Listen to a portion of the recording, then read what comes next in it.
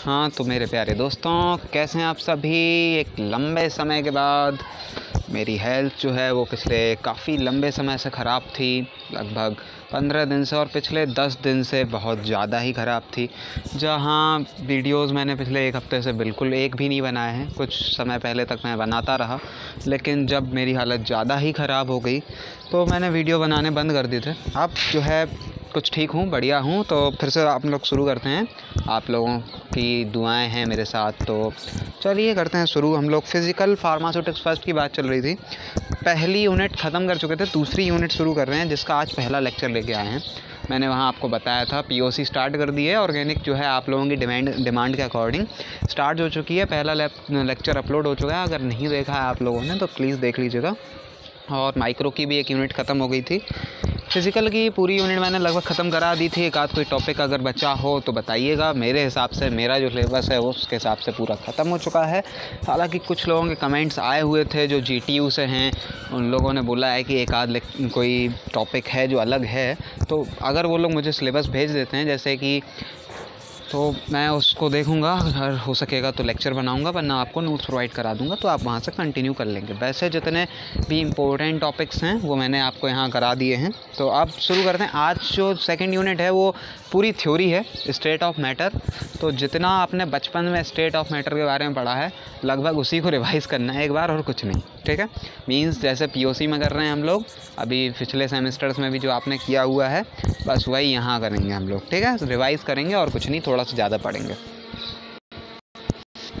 Second में state of matter और properties of matter, ये दो हैं। पहले में हम पढ़ेंगे स्टेट ऑफ मैटर, जिसमें change in state of matter. तो ये changes in state of matter जो है ये पढ़ाने वाला टॉपिक रहेगा, जो अगले लेक्चर में लेके आऊँगा। मुझे भी मज़ा आता है इसे पढ़ाने में, और थोड़ा सा अच्छे तरीके से पढ़ाने की कोशिश करूँगा। अगर मन हो पाया उतना अच्छा, तो जैसे आज है हेल्थ अगर इतनी ठीक ठाक रही तो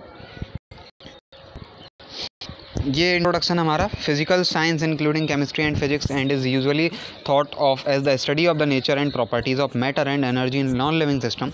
matter is the stuff of the universe.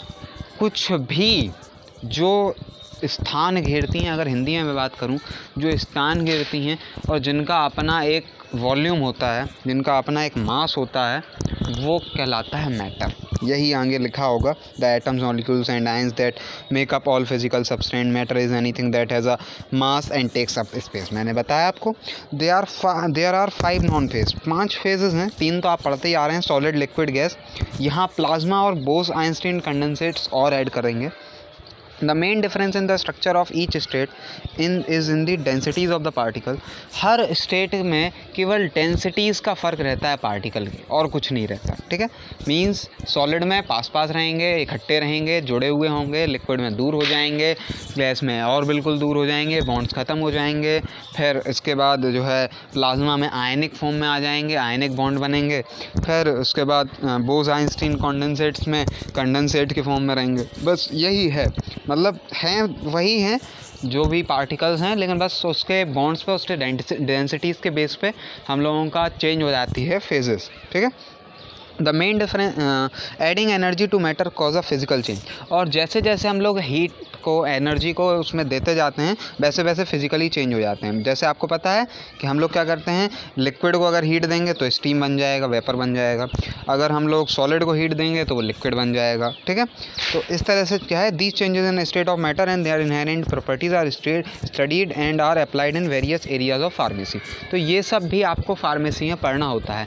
क्यों पढ़ना होता है? जैसे अभी आप 3rd सेमेस्टर में हैं, अभी आप आगे पढ़ेंगे तो वहाँ आपका 5th सेमेस्टर में एक सब्जेक्ट आएगा इंडस्ट्रियल फार्मेसी फर्स्ट, जिसमें आप लोग पढ़ेंगे कि हमें फॉर्मुलेशन बनाने से पहले क्या क्या चेक करना पड़ता है। हमें उसका boiling point, melting point check करना पड़ता है। ये एक आइडिया है आपका। तो अब हमें ये देखना पड़ता है कि मान लीजिए हमें टैबलेट बनानी है। टैबलेट बनाने के लिए हम लोगों ने ग्रेन्यूल्स बनाया, आगे आप प्रोसेस पढ़ेंगे। अभी एक छोटा सा आइडिया दे देता हूँ जिससे आपको लगे कि हाँ भैया ये काम का है, और आप मन से, इंटरेस्ट से पढ़ें, बोरिंग तरीके से ना पढ़ें। तो मान लीजिए टैबलेट बनानी है, ग्रेन्यूल्स बनाए हमने और ग्रेन्यूल्स बनाए वाटर की हेल्प से, तो अब हमें वाटर को एवापोरेट करना है। तो वाटर का जो है क्या है बॉइलिंग पॉइंट, वो है 100 डिग्री सेल्सियस। तो हम क्या करेंगे, अब हम अगर ये नहीं पढ़ा होगा स्टेट ऑफ मैटर, तो हम क्या करेंगे सीधा उसको 100 डिग्री टेम्परेचर में रख देंगे या 80 डिग्री टेम्परेचर में रख देंगे। लेकिन 80 डिग्री पे रखने में क्या होगा, वाटर तो ठीक है अगर एवापोरेट होगा ओके, पता चला हमारा जो पाउडर था उसका मेल्टिंग पॉइंट था कितना 40 डिग्री 60 डिग्री, इससे ज़्यादा नहीं होता। तो 40-60 डिग्री अगर था और हमने रख दिया उसको 100 डिग्री सेल्सियस या 80 डिग्री सेल्सियस पे, तो पाउडर ही पता चला मेल्ट हो गया, पूरा ख़राब हो गया। हमारी इतनी जो प्रोसेस कर दी थी ग्रेनुलेशन तक, अब बस कंप्रेस करके टैबलेट बनानी थी, टैबलेट बनने की जगह जितना प्रोसेस की वो फालतू ख़राब। तो इसलिए मतलब एक छोटा सा आइडिया मैंने आपको दे दिया, बाकी आप धीरे धीरे अभी अगले सेमेस्टर से 4th सेमेस्टर से आप एंटर करेंगे मेन फार्मेसी में। अभी तो आपका रिवीजन ही चल रहा है, ये भी आप स्टेट ऑफ मैटर रिवीजन ही पढ़ रहे हैं, तो वहाँ समझ में आएगा कि ये चीज़ें क्यों पढ़ी थी और वहाँ ये सारी चीज़ें यूज़फुल रहेंगे।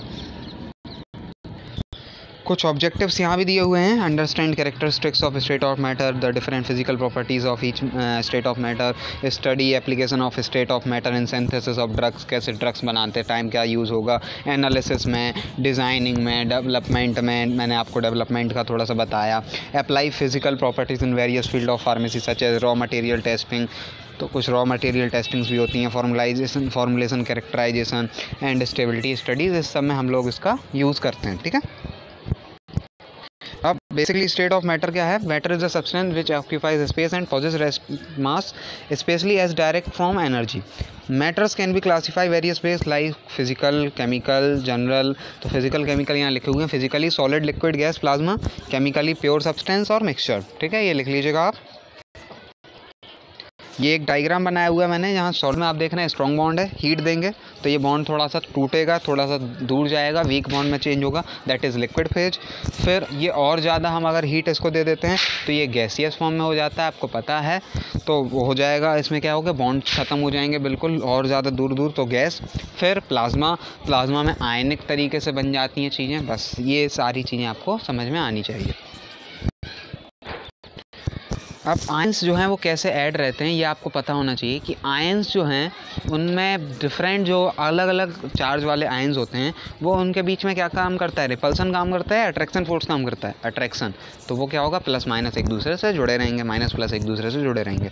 फिर सॉलिड लिक्विड की एक टेबल बनी हुई है, solid retains volume and shape, तो liquid assumes the shape of particles of the container it occupies. ठीक है, सॉलिड का अपना एक फिक्स शेप होता है, लिक्विड वो शेप ले लेता है जिसमें वो रखा जाता है, गैस का ना शेप होता है ना वॉल्यूम होता है, जितना आप प्रेस कर सकें, जितना कंप्रेस करके फिल कर सकें हो जाता है। Solid particles are rigid and locked into place. Solid में क्या है, पार्टिकल्स रिजिड होते हैं, एक जगह फिक्स रहते हैं। लिक्विड में क्या है, पार्टिकल्स मूव कर सकते हैं, जैसे आपने कभी देखा होगा बाल्टी में पानी भरा है, आपने हाथ मारा तो वो मूव कर गए। अगर आप सॉलिड में हाथ मारेंगे क्या होगा, या तो आपका हाथ टूट जाएगा या सॉलिड टूट जाएगा, वो डिपेंड करता है आप पे। फिर गैस की बात करें तो particles can move past one from another. तो गैस में तो कुछ भी हो सकता है, यहाँ जहाँ मैं घूम रहा हूँ यहाँ भी गैस होगी, यहाँ भी हम घूम रहे हैं तो वो पार्टिकल्स मूव कर रहे होंगे। ठीक है, और little free space exist between molecules. Solid में बहुत कम स्पेस होता है, लिक्विड में बहुत ज़्यादा होता है और गैस में तो बहुत ज़्यादा ही होता है। Solid do not flow easily, flow नहीं कर सकता, वैसे तो करता ही नहीं है लेकिन थोड़ा बहुत करता है। वो क्या करता है, कैसे करता है, वो मैं बताऊँगा 4th सेमेस्टर में जब आपको फिजिकल पढ़ाऊँगा तो। ठीक है, तो लिक्विड में क्या है, फ्लोज ईजिली, बहुत आराम से फ्लो करता है, और गैस तो करता ही है। सॉलिड में नॉट ईजिली कंप्रेसिबल, कंप्रेस नहीं होता, थोड़ा बहुत होता है, वो आपने पढ़ा होगा फिजिक्स में भी और अभी 4th सेमेस्टर में भी पढ़ाऊँगा। और लिक्विड क्या है, ईजिली ये भी कंप्रेस नहीं होता। अगर 1 लीटर की बोतल है तो आप 1 लीटर 10 ml से ज़्यादा नहीं भर सकते, 10 बहुत बोल दिया मैंने, 1 लीटर 2 ml 3 ml से ज़्यादा नहीं भर सकते। गैस ईजिली कंप्रेसिबल, बस वो आप पे डिपेंड है आप कितना कंप्रेसर लगा रहे हैं। अगर सिलेंडर में आपकी पिस्टन लगी है और वो हटा दें तो फिर बिल्कुल नहीं बचेगी, और पिस्टन लगा दिया था तो उसमें किलो भर गैस भर गई थी और ज़्यादा भर गई थी। ठीक है, ये कुछ मैटर लिखा हुआ है, gas, liquids and crystalline solids are the 3 primary state of matter और phases. The molecules, atoms and ions in the solid state are held in closely proximate by intramolecular, intra atomic और ionic forces. ठीक है, ये तीनों force काम करते हैं एक साथ। ठीक है, as the temperature of a solid substance is raised the atoms require sufficient energy to disturb the order. जैसे जैसे हम लोग एनर्जी देते हैं सॉलिड फेज को तो वो लिक्विड फेज में बदल जाता है, जब और ज़्यादा एनर्जी मिल जाती है तो वो गैसियस स्टेट में बदल जाता है। फिर अब solid with high pressure such as iodine and camphor, कुछ ऐसे सॉलिड भी होते हैं जो सीधा गैस में बदल जाते हैं, जैसे कैम्फर और आयोडीन, ठीक है। इनका वेपर प्रेशर ज़्यादा होता है। आज तक आपको लोगों ने बताया तो होगा कि क्यों बदल जाते हैं, ये नहीं बताया होगा, ठीक है। तो ये बदल जाते हैं वेपर प्रेशर की वजह से, ठीक है। This process is known as sublimation, और अगर कोई गैस से सीधा बदल जाता है सॉलिड में तो उसे बोलते हैं डिपोजिशन, ठीक है। यही हम लोग देखेंगे changes in state of matter में। एक मिनट रुकिएगा जी। तो कुछ जो मॉलिक्यूल्स होते हैं, कुछ जो सब्सटेंस होते हैं, वो इन तीन के अलावा एक चौथी फेज़ में भी जाते हैं, जैसे बोलते हैं मीज़ो फेज़, ठीक है। तो इसमें ग्रीक वर्ड होता है मीज़ोस, जिसको बोलते हैं मिडिल। तो वो एक मिडिल फेज़ होती है जिसको हम लोग लिक्विड और क्रिस्टलाइन स्टेट के बीच की फेज़ बोलते हैं। तो इसको लिक्विड क्रिस्टलाइन भी बोलते हैं। इस टर्म को कई बार सुना होगा, आज समझ में भी आ गया। Supercritical fluids are also considered as a mesophase. In this case a state of matter that exist under high pressure and temperature and has property that are intermediate between those of liquids and gases.